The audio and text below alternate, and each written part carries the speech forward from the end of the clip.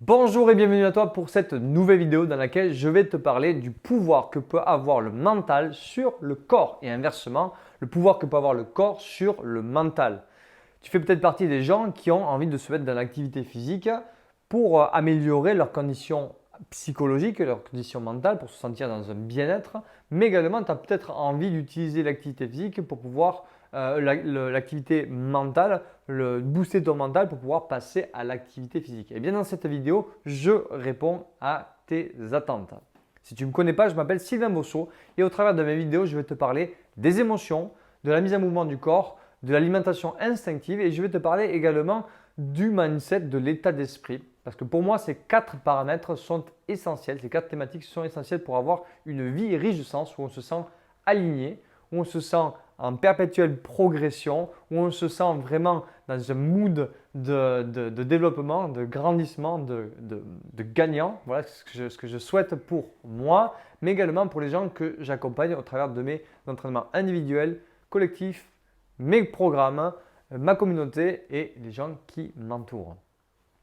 Aujourd'hui, à travers mes différents métiers, maître nageur, professeur de fitness, personal trainer, hypnothérapeute, coach de vie, coach professionnel, etc., etc., toutes ces expériences-là m'ont amené à avoir beaucoup d'observations parce que en fait, j'ai toujours été passionné par la psychologie humaine et j'ai pu utiliser en fait cette psychologie humaine pour pouvoir amener les gens à avoir des résultats.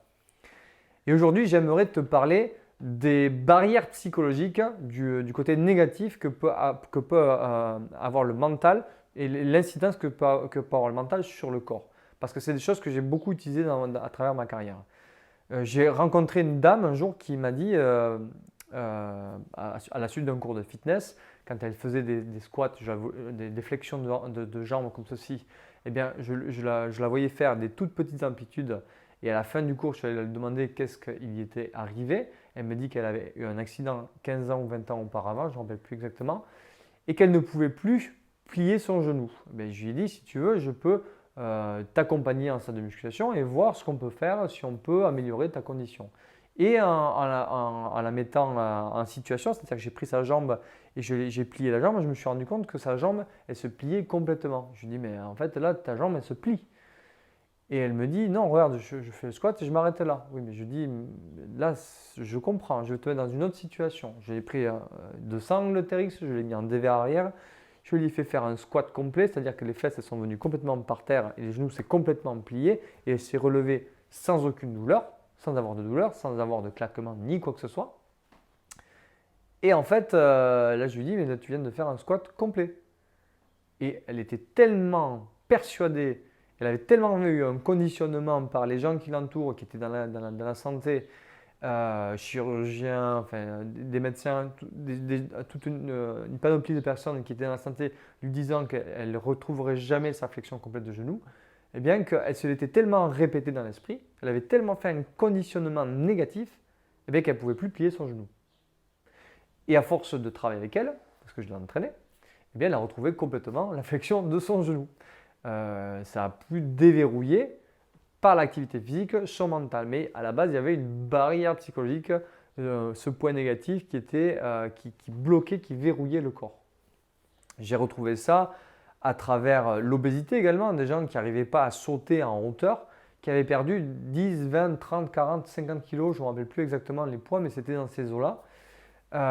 Et souvent, c'est revenu. Les gens, quand je leur faisais sauter des plio box, je leur faisais faire des sauts en hauteur, parce que je connais les bienfaits physiques et psychologiques que peuvent avoir les sauts en hauteur, eh bien, ils étaient incapables dans leur esprit de pouvoir le faire parce qu'ils avaient toujours avec eux leur poids en fait. Ils n'avaient pas intégré qu'ils avaient perdu ce poids-là. Et à force de répétition, en mettant des petites étapes graduées, eh bien, je faisais sauter ces barrières psychologiques. Voilà le côté négatif que peut avoir le mental sur le physique. Mais il y en a encore plein, je pourrais en donner des milliers d'exemples. Et je vais te dire le côté positif que peut avoir le mental sur le physique. Le simple fait j'ai rencontré une dame qui avait un syndrome du Dupuytren, c'est un raccourcissement des tendons et elle l'avait sur un côté essentiellement. Et c'était l'articulation qui la gênait le plus, c'était son tendon d'Achille, parce que le talon était soulevé. Elle marchait, elle avait tout le temps son talon soulevé, elle ne pouvait pas poser son talon au sol. Et quand elle est arrivée, je trouvais qu'elle marchait plutôt normalement. C'est une belle femme et elle ne me semblait pas en fait avoir un handicap. Et quand elle m'a expliqué ce qu'elle avait, elle m'a dit Sylvain, la médecine me dit, et tous les médecins me disent, et tous les kinés me disent que je ne retrouverai jamais ma flexion de mon tendon d'Achille et que je ne pourrai jamais poser mon talon au sol. Et je ne veux pas y croire. Et moi, je lui dis, ça tombe bien parce que moi non plus, je ne veux pas y croire. Et c'est un petit peu comme ça que je travaille depuis des années. C'est que je veux croire qu'il y a toujours une amélioration possible, il y a toujours une capacité possible.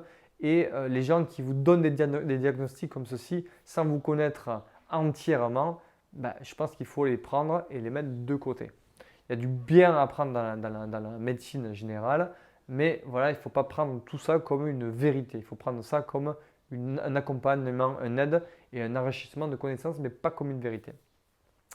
Après plusieurs semaines, mois de travail, pas semaines, mois de travail ensemble, nous avons réussi à lui faire poser son talon au sol et à marcher normalement. Et c'est une fierté incroyable que j'ai pu ressentir. Et grâce à ça, en fait, c'était au tout début de ma carrière d'entraîneur. Et ça m'a donné vraiment confiance sur la capacité que pouvait avoir l'état d'esprit, le mental sur le physique. Et je vois systématiquement les gens qui ont une barrière psychologique, ça se voit automatiquement pour moi, ça me saute aux yeux. Et je veux tout le temps transcender ça pour les amener à réussir à améliorer leurs conditions malgré la situation, le postulat dans lequel ils sont. Parce que j'ai travaillé avec des cas qui étaient complètement différents, extrêmement. Ça, c'est la partie négative et la partie positive que peut avoir le mental sur le physique. Mais également sur les performances, le mental sur les performances. Sur les Jeux Olympiques, par exemple, eh bien, on voit bien que chaque année, il y a chaque 4 ans, parce que c'est tous les 4 ans les Jeux Olympiques, dès qu'il y a un nouveau record qui est battu, eh bien, ça ouvre la conscience à tous les autres athlètes et ça permet aux athlètes de réussir. Si vous n'avez jamais vu un papy, moi par exemple j'ai amené un papy de 71 ans à se mettre sur sa tête en headstand, eh bien quand j'ai fait voir ça à des gens, des clients qui avaient la cinquantaine, entre 50 et 60 ans, ils se sont dit mais c'est pas possible quoi. Et en fait le simple fait de voir, ça les a conditionnés à y arriver. Parce qu'eux, ils s'étaient conditionnés à ne pas y arriver en se disant mais c'est pas possible, c'est pas fait pour moi, c'est quand j'étais enfant, mais là je vais me blesser, etc. etc., etc., etc. Parce qu'ils se sont envoyés des messages internes. Et moi je leur envoie des messages positifs dans l'autre sens pour pouvoir leur faire voir qu'il y a des possibilités. C'est la même chose pour les gens qui commencent le skate, à faire des figures de plus en plus vertigineuses, de plus en plus complexes. Eh bien, c'est souvent l'ignorance, donc là je parlais de conditionnement depuis tout à l'heure, et là je vais vous parler de l'ignorance, le fait de ne pas savoir ou de ne pas tenir compte de la connaissance des autres, le fait d'être dans l'ignorance des fois, ça permet de réussir. Par exemple, bon, ça c'était le côté skater, etc. Il y en a qui se disent, peut-être je vais essayer ça, et des fois par erreur ils y arrivent. Mais des fois ils se disent, peut-être je pourrais faire 2 tours, mais sans savoir que tous les autres qui ont essayé ne sont pas arrivés. Voilà, le simple fait de se mettre dans l'ignorance, eh bien, ça permet de réussir. Et de la même manière, en tant que maître nageur, je mettais les enfants dans des conditions que moi je savais qu'ils ne réussiraient pas, enfin que je pensais qu'ils ne réussiraient pas, mais je ne leur disais pas, je leur mettais dans une condition d'expérience pour voir où ça en était, parce que je sais que l'apprentissage se fait que par l'action. Et en les mettant en situation, dans des situations complexes, eh bien, ils arrivaient à réussir. Mais moi, je leur faisais croire que c'était possible, qu'ils y arrivaient, qu'ils étaient capables, etc. Donc, je leur faisais un conditionnement positif. Et des fois, je ne leur disais pas, je leur mettais dans l'ignorance. Et je leur faisais faire des choses sans qu'ils le sachent. Et finalement, je leur faisais voir après qu'ils étaient capables de le faire et gagner de suite en compétences. Voilà comment tu peux utiliser les mécanismes du mental sur le corps.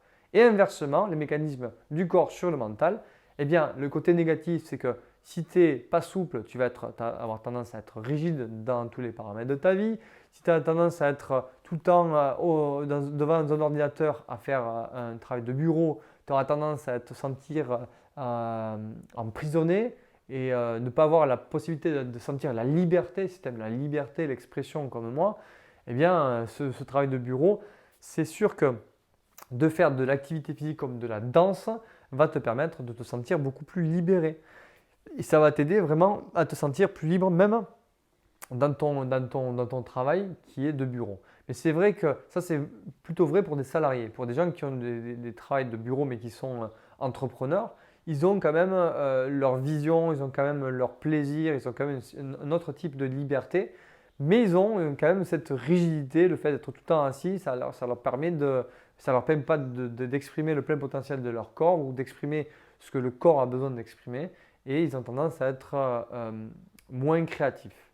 Donc le simple fait de faire l'opposé, d'utiliser le sport par exemple pour gagner en flexibilité, être plus flexible dans tes relations, dans ton business, dans tous les paramètres de ta vie, eh bien faire du yoga, faire du travail de stretching, de souplesse, ça va te permettre d'améliorer tes conditions de vie grandement. De travailler ta réactivité et en faisant des entraînements de boxe ou des entraînements courts et intenses va te permettre de booster ta créativité, ta réactivité, je veux dire, ton dynamisme et te permettre de passer plus facilement à l'action, d'être déterminé, etc. Les sports d'endurance, le marathon, l'Ironman, tous ces sports qui te demandent de la persévérance, va t'amener à booster ton mental littéralement. Et aujourd'hui, cette vidéo-là, elle est faite pour te faire prendre conscience qu'il y a des transferts possibles entre le mental vers le mouvement et du mouvement vers le mental, tout simplement. Donc, tout ce que tu as réussi, parce que tu as réussi des milliers de choses dans ta vie, tout ce que tu as réussi, tu as peut-être utilisé de la persévérance. Peut-être que tu vas utiliser cette connaissance de la persévérance dans des secteurs de ta vie pour pouvoir le faire dans le sport, si tu veux commencer à faire de l'activité physique. Ou peut-être que tu veux commencer à reprendre l'activité physique, peut-être que tu as déjà repris des choses que tu avais arrêtées dans ta vie, dans ton business, dans ta famille, dans ta maison, etc. Et cette capacité à reprendre et comment tu as réussi pour bien reprendre sereinement, tu peux la réutiliser pour pouvoir arriver à faire une reprise sportive. Et de la même manière, tu peux utiliser l'activité physique pour pouvoir améliorer tes conditions de vie générales, que ce soit la persévérance, l'endurance, la réactivité, la combativité, la détermination, des milliers de choses qui vont être possibles grâce au mouvement, parce que le mouvement, ça reste quand même la base, c'est la vie. Un corps inerte, c'est un corps qui est mort. Et quand on est en mouvement, on est en vie, tout simplement, parce qu'on est fait pour bouger. Voilà pour aujourd'hui. J'espère que cette vidéo va te servir. J'espère même pas, je suis sûr qu'elle va te servir et à te faire prendre conscience de tout ça et à utiliser les transferts. Le sujet, c'était vraiment le transfert corps, mental, corps. Partage parce qu'elle va aider quelqu'un autour de toi à utiliser ces transferts-là. Like pour me dire, Sylvain, tu as fait un super job encore. Merci, ça va booster mon mental et me permettre d'avoir une meilleure confiance en moi, un meilleur optimisme, comme j'ai pu en parler, dans les émotions les semaines auparavant. Je te dis à la prochaine vidéo et je t'embrasse.